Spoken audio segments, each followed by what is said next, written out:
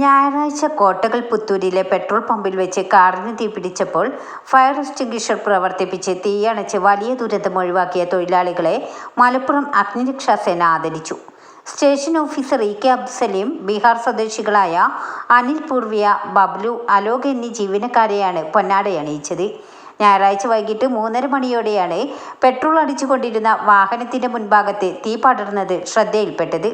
3 കുട്ടികൾ ഉൾപ്പെടെ 5 അംഗ കുടുംബമായിരുന്നു കാറിലുണ്ടായിരുന്നത്. ജീവനക്കാർ ചേർന്ന് യാത്രക്കാരെ ഡോർ തുറന്ന് പുറത്തിറക്കി സുരക്ഷിതമാക്കിയ ശേഷം നിമിഷനേരം കൊണ്ട് ഫയർ എക്സ്റ്റിംഗ്വിഷർ പ്രവർത്തിപ്പിച്ച് തീ അണച്ചു. പിന്നീട് വാഹനം സുരക്ഷിതമായ സ്ഥലത്തേക്ക് തള്ളി മാറ്റി. ബീഹാറിലെ സമസ്തിപൂർ ജില്ലയിലെ കാൻപൂർ സ്വദേശികളാണ് 3 പേരും.